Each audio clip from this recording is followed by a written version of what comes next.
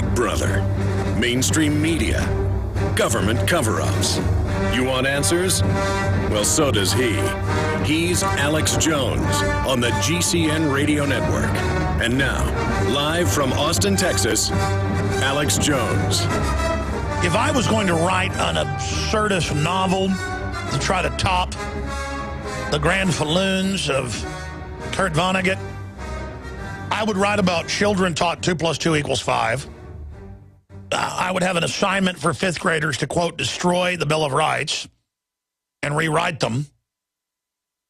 I would have the feds holding seniors hostage that already checked in at their hotel, saying they're not allowed to come outside. And I would not allow children to play with footballs or other balls at recess, saying it could be dangerous. But, of course, I don't need to write that as science fiction. That's just the news today. Illegal aliens can have a rally to end the borders, world government, free welfare, vote to take our guns. But veterans can't visit the memorial, or regular citizens get arrested if you cross the barricades to go on the mall. I mean, it is just cuckoo for Cocoa Puffs that this is all going on. And it's the madness of the tyrant. And it's a spiritual disease. I find this in life, in business, because I use business to fund our operations, that people don't care, most of them, most people, about money or about freedom or about stability. They care about being able to dominate you wrongfully or do things their way that's screwed up. And it's getting worse, ladies and gentlemen. I'm just learning so much about human nature. It's bizarre. Like, you do something nice for people, they think you need something from them, or they've got something over on you, or that makes them disrespect. I'm not talking about everybody, but more and more, it's like a mental disease. I talk to a lot of executives, a lot of successful people in media, in industry, and they say it's happening everywhere. It's not just the police going crazy. It is the general public has gone stark raving mad. And I just marvel at it. I absolutely marvel. And people can't ever admit they're wrong. I admit I'm wrong all the time. People can't, I don't even know what to say anymore. I'm just totally blown away at this point. And people also think if they take you down, even if they're in the same line of work as you are, in their eyes, that will make them bigger. They don't even understand rising tide raises all ships. And that's the thing about the collectivists. At the end of the day, they're low-level schmucks. The suckers, the buffoons, the marks, the people that are being conned, they really believe somebody wants to give them a free lunch, and it's all because they love them and it's sweet. And that's kind of at the bottom of the barrel. You've got a bunch of fools. But with the folks running the government, running the show, and running the big corporations, they just want to shut down all their competition. And they want to just wreck everything so they can rule a giant steaming pile. And that's really what it comes down to. They want the freedom to wreck your life. Because you living your life is upsetting to them. You being empowered, you being successful, you being happy, you being strong. And then there's this icing of like dirtiness, thuggism, where everybody's a tough guy and everybody's a thug and everybody's low down, everybody's, it's just all just, ugh. It's just like, wow, man, get me away from this. Get me away from this. It's just, it's not even a culture. It's television. It's Hollywood. It's all just an oozing, stinking, scared, confused people flailing around. And they think if they just had some power over somebody that would fulfill them. When just being a good, strong human and you having power individually as a person with integrity is what would fulfill you. Instead, you got to run my life to feel like you are fulfilled. We'll be right back with your phone calls. Stay with us. I'm Alex Jones. We are back live. Now into hour number 3, about to go to Ruth, Dave, Jason, Chase, Mike, and others that are patiently holding. If you just joined us, they're dropping the hammer, putting out their fake polls, saying the majority of Americans, 7 out of 10, blame the Republicans for what's going on. Classic skewed polls. On the street, people know the feds are out of control. They know they're persecuting people, keeping veterans out of memorials, while letting illegal aliens traipse all over them and have giant demonstrations. It's all about the absurdism of tyranny and getting us accustomed to being slaves. This is the radical transformation Obama, Obozo, Ozombie promised everyone. And now we're learning who the real owners are. Warren Buffett and the British government and the French government and the IMF and the head of the IMF in France and the communist Chinese. Here are the headlines. IMF warns Washington over debt impasse. Time magazine. Yes, they're telling us they'll lower our credit rating and we'll collapse if we don't. And then here's another one right here.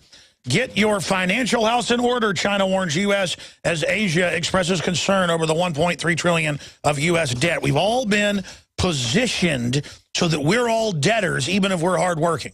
But more people come in, though, get free welfare and get driver's license, and you can vote, and you can take Alex's guns, you could take Alex's money, and you could take everybody else's money, so everybody's bankrupt, and the bankers are offshore above the law, and that's their plan.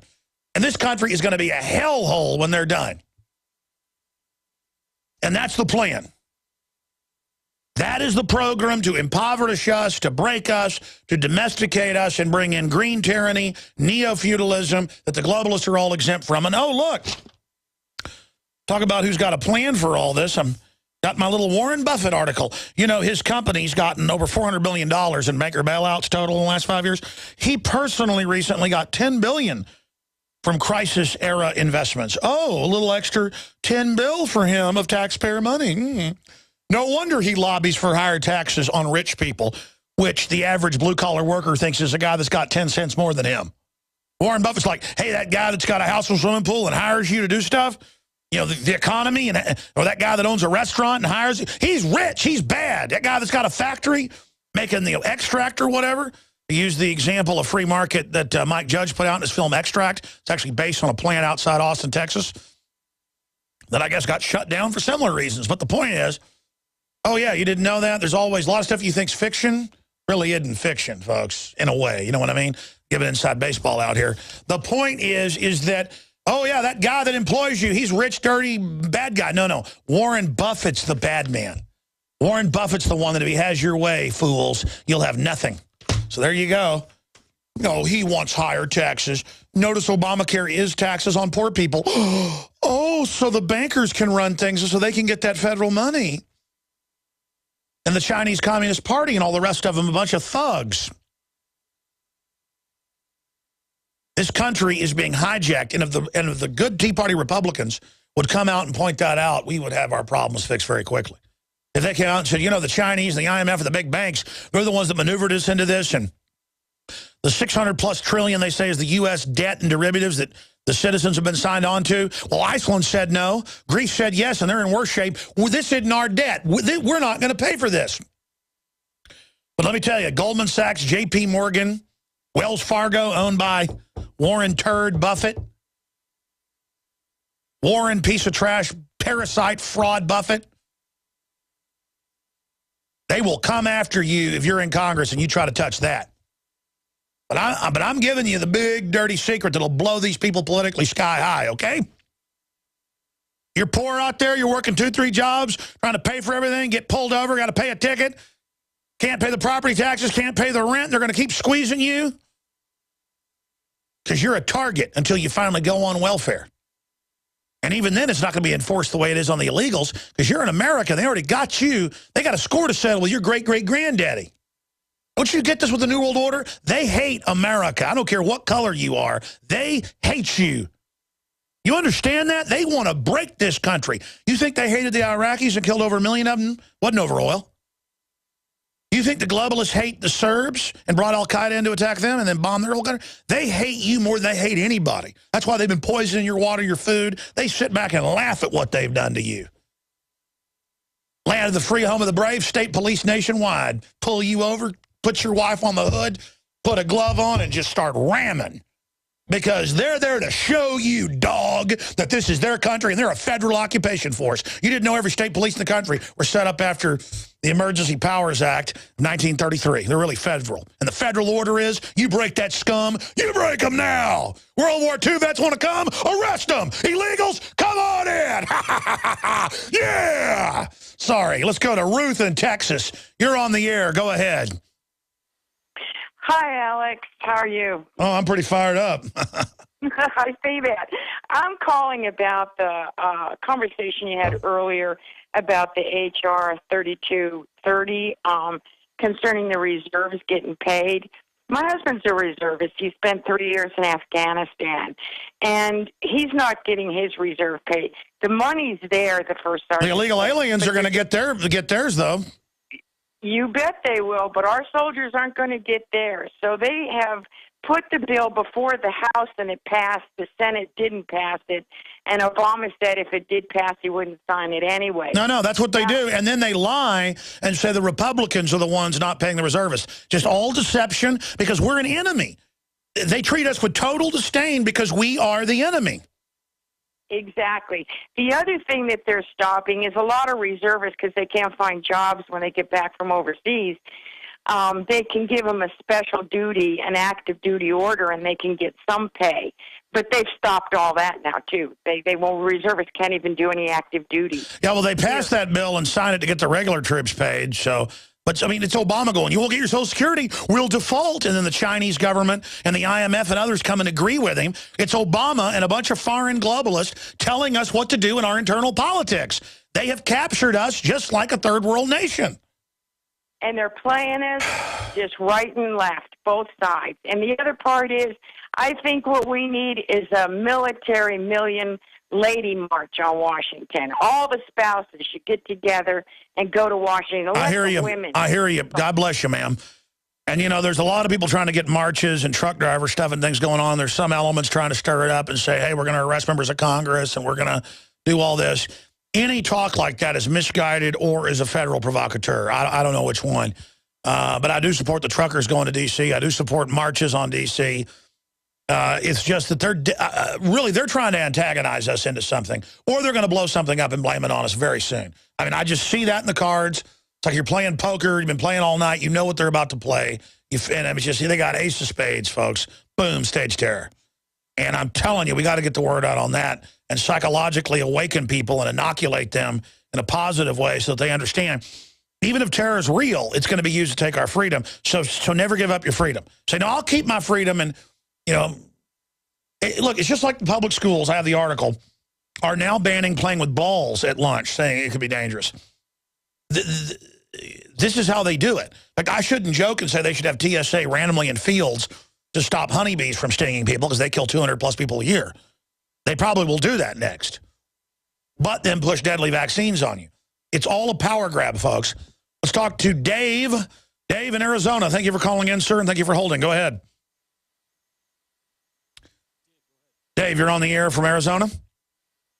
Put him on hold. We'll go back to him later. Jason, you're on the air from Canada. Go ahead. Yes, Alex.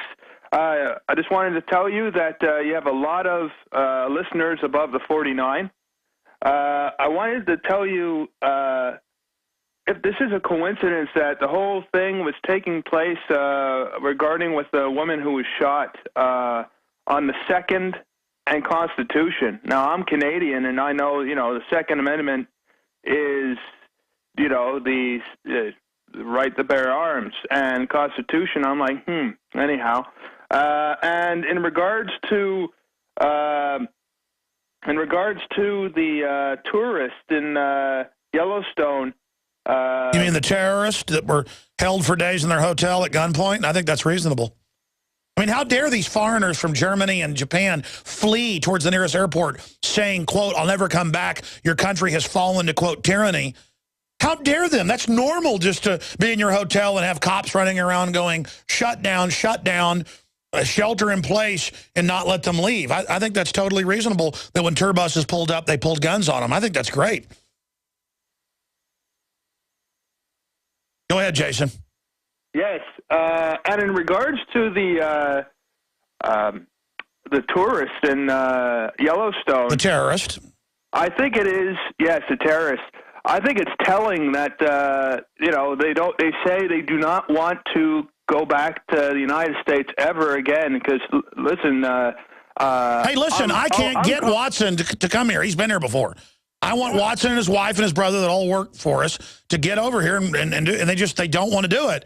And they fly all over the world. They go to China, they go to Switzerland, they go to, you name it, and they're like, no, not that, no. And I'm like, yes. It's so pathetic. I'm sorry. Go ahead. Yes, of course. No, yeah. I mean, and it's telling because I'm calling from Quebec, one of the most closed provinces in Canada, and we actually have a National Socialist Party in power. So that's saying something that the States has come a long way. Oh, it's unbelievable. It's all a bunch of federal minions. All right, folks, Alex Jones back live. We're going to our guest here in just a moment. We're selling his book. It's very powerful. White Girl Bleed a Lot, dealing with, racial attacks against whites being organized nationwide. Now the media is basically covering it up. And he was first known for writing a book about a black fellow that was wrongly accused of a crime as well, or exposing that. But it just shows how the media is creating this balkanized society. We're going to talk to him in a moment. Here's a minute or two of the speech Obama just finished giving, where he is saying America won't be held hostage. When it's the Senate blocking this and Obamacare is completely out of control, it's wrecking the country. They can't even implement it. And all they're doing is saying, do a few things like medical devices, don't tax them. And he's like, no. And then the IMF, the Communist Chinese, they're all saying you'll do what Obama says. This is the breaking of America you're witnessing. And he acts like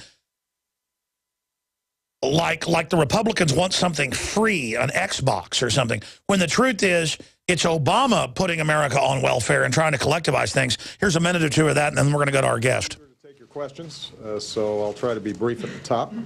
This morning I had a chance to speak with Speaker Boehner, and I told him what I've been saying publicly, that I am happy to talk with him and other Republicans about anything. That's why they refuse all the bills. Not just issues I think are important, but also issues that they think are important. But I also told him that having such a conversation, talks, negotiations, shouldn't require hanging the threats of a government shutdown or economic chaos over the heads of the American people. By the way, it's the Senate that shut the government down. Think about it this way. The American people do not get to demand a ransom for doing their jobs. You don't get a chance to call your bank and say, I'm not going to pay my mortgage this month unless you throw in a new car and an Xbox. If you're in negotiations around buying somebody's house, you don't get to say, well, let's talk about the price I'm going to pay, and if you don't give me the price, then I'm going to burn down your house. That's enough. Shut him down. Ladies and gentlemen, they are threatening to devalue the currency further and default and shut the entire credit system down if we don't do what they say. They held us hostage in 2008 with the banker bailout. So, again, it's the opposite of what they're saying. And it's flipping everything. Meanwhile, they're holding all the monuments, national parks hostage, going into national parks run by private interests and saying, we don't care if it's all paid for and you're running it. No one's allowed to be in here. They're holding everyone hostage, not letting veterans go to memorials on the mall, but the illegal aliens can have a rally right now. I mean, this is just unbelievable. But he has moron constituents, so what do you expect? I'm going to shut up now and get to Colin here, who wrote this book, White Girl Bleed a Lot. We're going to go to Colin Flahert to break down his book, White Girl Bleed a Lot. And the book just came out, The Return of Racial Violence to America, to look at what has caused this, because he's written a detailed study of examples and broken this down. And so many of the news articles he has in here, I've seen them, I've read them, but they're always local. It's never a national news story. And so, sir, thank you for coming on the show to break this down. For folks that haven't read your book or don't know about it, in a nutshell, tell us why you wrote this book and what it encompasses. White Girl Bleed a Lot is about an epidemic of racial violence all over the country. I document more than 500 cases in over 100 cities. But even more important than that, I document how the media ignores it, condones it, excuses it, excuses it, and sometimes even denies it. And it's getting worse. I mean, why do you think it's getting worse? You know, I'm not really that good on the big picture causes and solutions. I also don't do apologies. I just really document it's happening. That's why I wrote the book. It's because I was meeting so many people who were saying, Colin, that's not happening. But then I was seeing all these stories, the stories you were talking about. And then I would look to compare what I saw in the paper with what I saw on YouTube. And it was like I was watching stories from two different universes. So I don't know why it's getting worse. It is getting worse. It's happening in many, many places, big and small, around the country, places we would expect it, places we wouldn't. When we come back, I want to go over when you first started to see this and discover it and some of the cases and examples. But the key you just hit, because reading the book, it was like deja vu, because as a news guy, I've already been studying this, but there was a lot of cases I didn't know about that were in the book, where the media, well, there's cases where reporters are attacked, and they're told, well, we can't say you were racially attacked because that would be racist. There's a lot of reporters under attack. That's kind of the ironic part of the book. Yeah, we're going to come back, and then they're told they can't talk about how they were racially attacked and told it was racial. Really crazy, and MSNBC, I believe, is mainly behind it, and the college is promoting it, that it's like a duty. I mean, being white is inherently bad, and so it's just incredible. It's similar to the Klan attacking black people. During the break, I was watching Fox News out there in the control room. Obama said that Tea Party Republicans are holding the country hostage like a nuclear bomb, in the words of Warren, the scam artist Buffett. And that in just a week of, quote, this nonsense, they're going to destroy the faith and credit of America. And again, they're always intending for us to default, go totally bankrupt down the road. They're maneuvering us. Obama says when he raises the debt ceiling, that doesn't raise debt. And they're maneuvering us into this, but lying to the ignorant public. And sitting there telling them that it's Republicans. Folks, Obamacare, I think Mitch McConnell's actually right now. I'm going to go back to our guest. I've thought about this deeply. It's immoral to let this pass, but you've tried to let it pass. If they actually step back and go, okay, fine, you get Obamacare, it's so horrible it won't even work, and then it all just falls apart anyways. Instead, they're going to blame everything falling apart on those of us that don't want to wreck the country. Because I can really see where this is going, but oh, it's disgusting. Let me just ask Colin Flahert his take, best-selling author, researcher, journalist. He joins us to talk about White Girl Bleed a Lot, but he's also written other featured stories in the Los Angeles Times, NPR, as well as an hour-long special on Court TV. And I should add, his story about how a black man was unjustly convicted of trying to kill his white girlfriend resulted in the man's release from state prison. That's a famous case. Well, that was Kelvin Wiley. So a lot of folks will spin it. But as he said, he's not going to apologize. Oh, you better apologize, talking about the FBI crime statistics of black-on-white crime being so disproportionate. He's just a journalist telling the truth. So I'm going to shut up now, sir, and let you have the floor and break down the book we sell at InfoWarsStore.com, White Girl Bleed a Lot, because, again, reading this, it's worse than I even thought. Tell us what's really happening and the time frame of why this has been accelerating in some of the cases. Well, I'm not, I don't know why it's been accelerating, but let's break down one case that happened last weekend. And you multiply this by 500, multiply it by 1,000, and that's what the book is all about. In Fresno over the weekend, did you see a story where one person was shot, one person died, and 13 people were shot? And according to the Washington Post, this happened at a multiracial motorcycle club that was having a dance. Well, the real story is this party was part of a weekend gathering of the largest gathering of black motorcycles on the west coast of America. This was black mob violence. There were 5,000 black motorcycles in town. Happens twice a year in Fresno. Nobody on the planet thinks this is a multiracial motorcycle group, any of the dozens of groups that were there. And so they kind of diminish the violence. They kind of deny who's involved in it. And here's why this is important. Every day, you and I pick up a newspaper, and we realize we live in the most race-conscious country in the world. We read about black caucuses, black churches, black colleges, black labor unions, black professional groups. Yet we turn around and many of these stories are written by members of the National Association of Black Journalists. Yet we have a story like Fresno, and we say, well, what's up with this incredible amount of black mob violence that happened just, for example, in Fresno or in Seattle the night before that? And these same journalists will look at you and say, we are colorblind.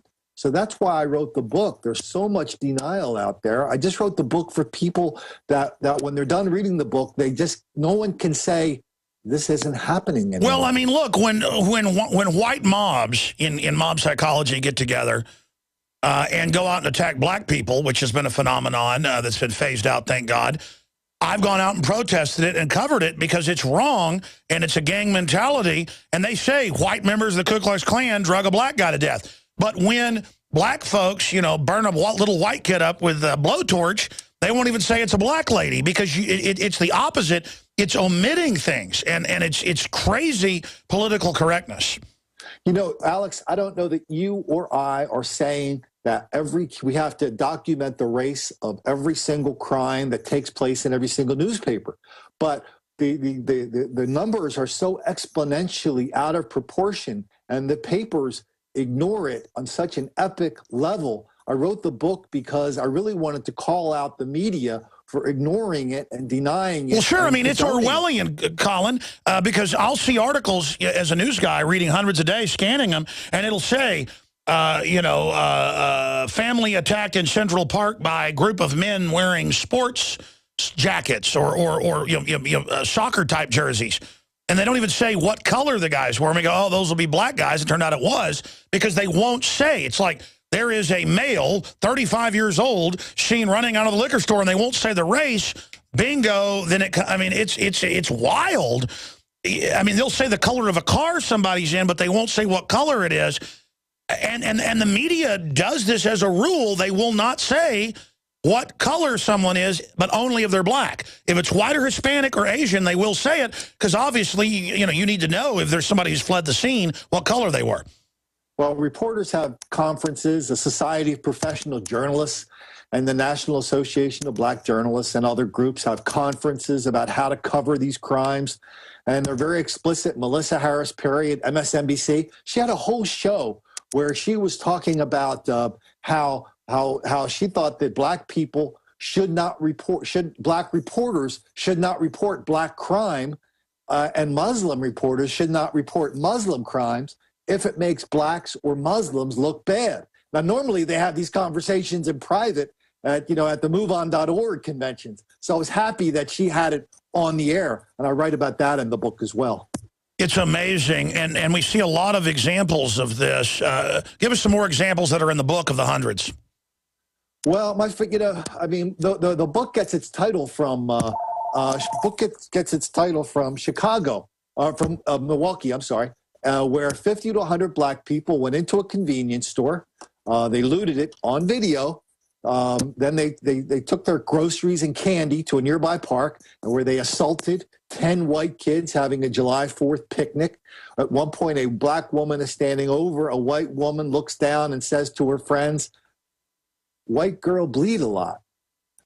Enormous amount of this black mob violence happening all over the country, enormous amount of denial on the part of people in the press. And and multiply that 1K. Here's the story this year. The story this year is not that it's happening in the big cities, Boston, New York, Baltimore, Chicago, Philly, but it's happening in the places that, unless you've been there, you wouldn't expect it.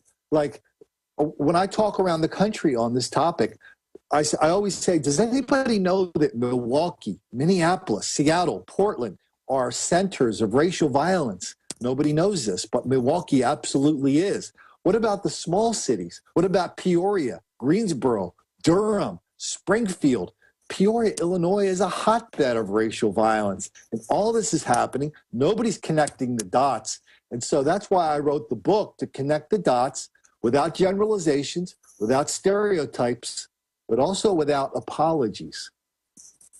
Well, then you have something like the unfortunate Trayvon Martin situation where the media does the opposite and calls some guy, George Zimmerman, who I'm sorry, does not look like a white guy to me.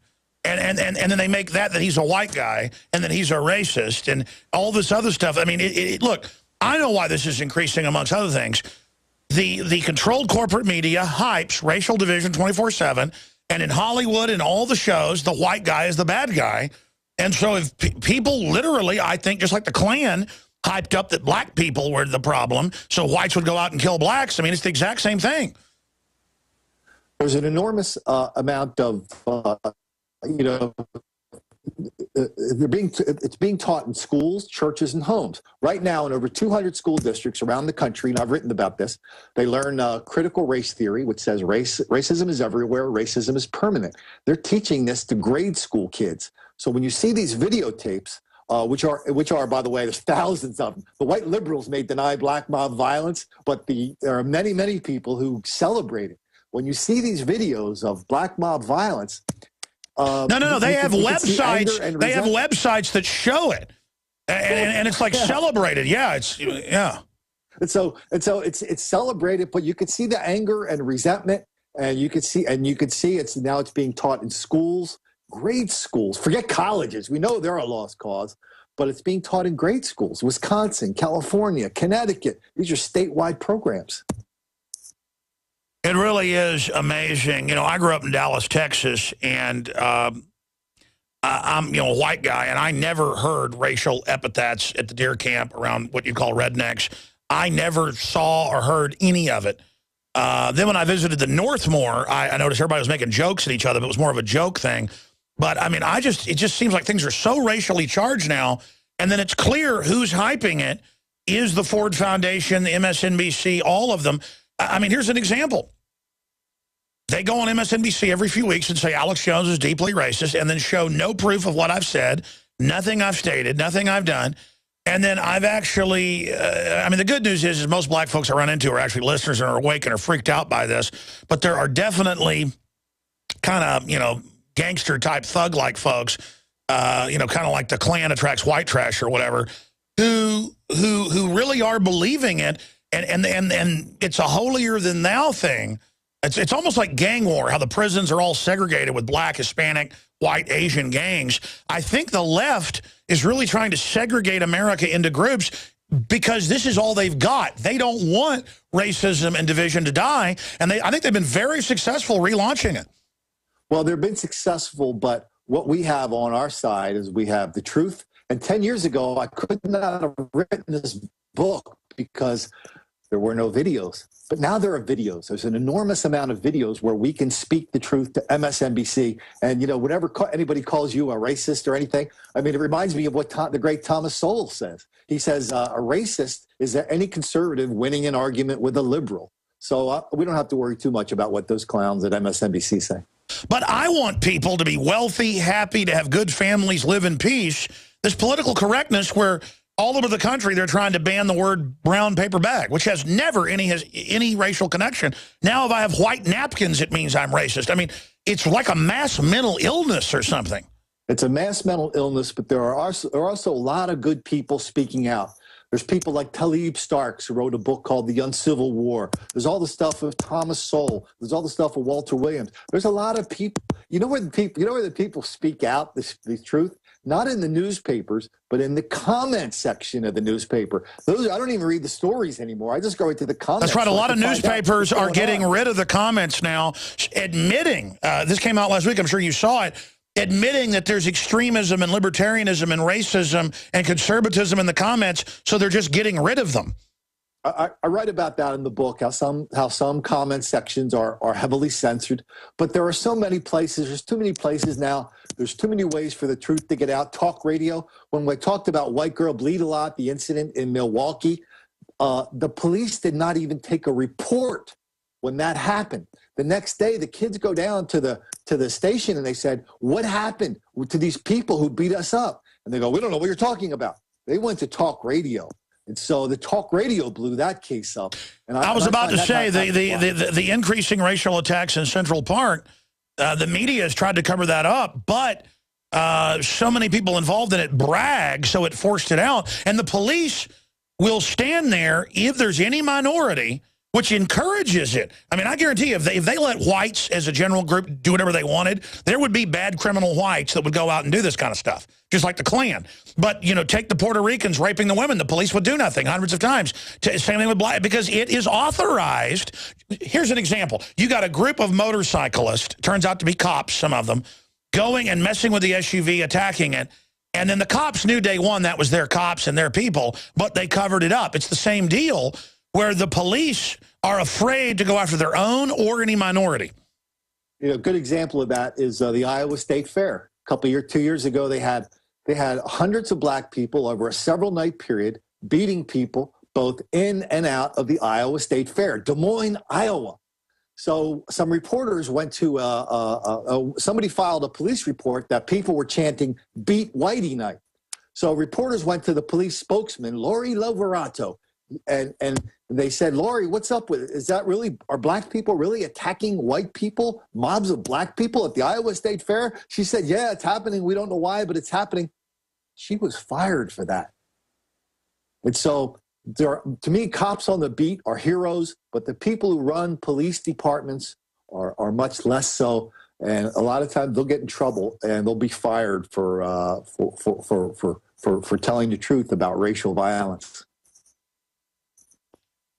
Other examples, I mean, this is a book you literally can't put down, InfoWarsStore.com, or call toll-free 888-253-3139. We have the author on with us, Colin Flahert, right now, The Return of Racial Violence to America. And I think the prisons are part of this, too, because they're all divided into gang groups. And then once you do that, you have to continue it because it really is in racial groups. I mean, America is being balkanized by design. Why do you think the authoritarian left, is what I call them, why are they so obsessed with creating racial division? Oh, man. You know, Alex, I wish I knew the answer to that, but there's absolutely no question that we are the most racially conscious country in the world, and it's getting worse. I'm one of these, I guess I'm one of these poor, naive people who believes in one race, the human race. So I don't buy any of the racial divisions. But it's getting worse. You know, I was going to be on your show last Thursday, but things happened, so we put it off till today. Just since Thursday, well, look what's happened. In Raleigh, North Carolina, we have mobs of black people on 2 nights in a row roaming the streets of downtown Raleigh, beating people up. We had up near Seattle, Washington, we had a carload of black people hurl racial insults, attack a soldier, killing him in Seattle, Washington. Then we had this business in Fresno, a party of 500 or more black bikers creating violence and mayhem on epic scale. So this is happening all over the place. Why we can't talk about, I'm not sure, but I will tell you, for anybody listening to this, the way to talk about it is don't generalize, don't stereotype, but we don't have to apologize either for noticing. Well, I mean, the issue here is that's the political correctness, saying if you're racially attacked or see it, don't talk about it because, hey, you pretty much deserve it. Take the bikers that it turns out were cops. It was a double gang deal. It looks to me on the video like the famous New York deal that nobody's pointing out. Looks like it was probably racial as well, if you really look at it, or at least has that connotation. You know, if it had been white bikers attacking a black guy. There were a lot of black bikers involved in that New York incident, but a lot of people think because they're Hispanic they can't be black. The biker a lot of bikers were involved were from the Dominican Republic. That's why they're black and Hispanic. A lot of black people involved in that. Well, I mean, my whole thing is it's gang. It's all gang culture. Stay there. I want to come back and talk about this because, folks, this is going on everywhere. And then people that don't want to be part of it, they get, you know, called sellouts or whatever because they don't want to be racist. This is bad.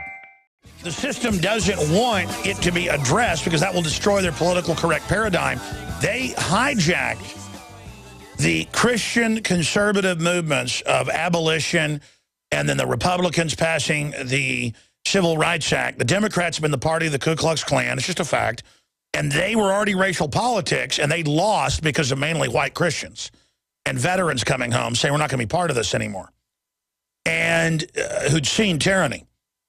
And, you know, I know because one of my grandfathers was involved in the Civil Rights Movement in East Texas. Believe me, that wasn't popular.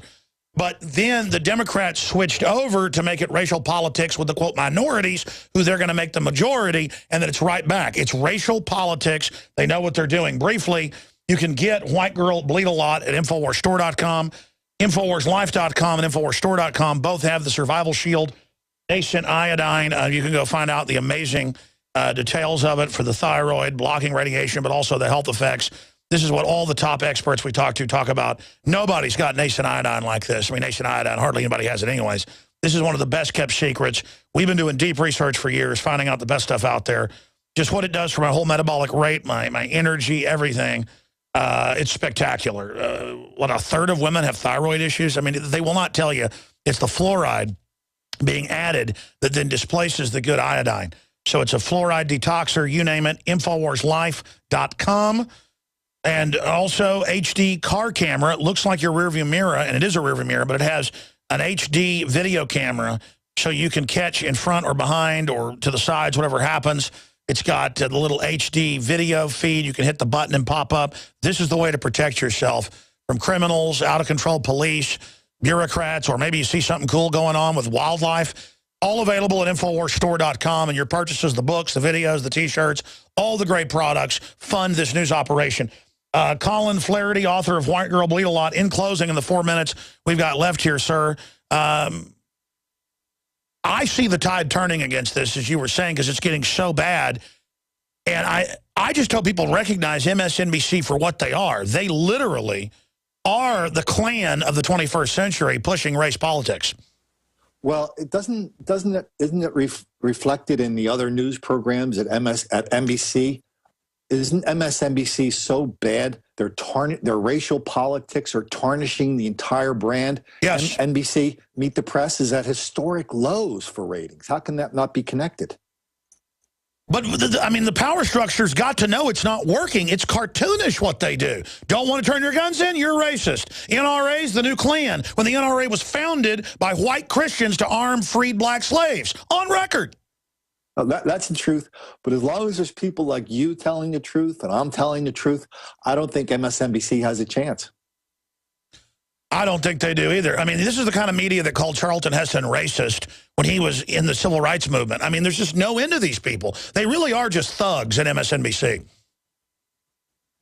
There's no end to them, but there's also an almost limitless supply of examples that show how diluted they are. I mean, you look at Baltimore, this once great city, where now if you go to downtown Baltimore, it's just one episode of black mob violence after another. Mancow Muller went to see Django in the richest part of Chicago and had black folks tell him and his white buddy, get out of here, we're going to kill you.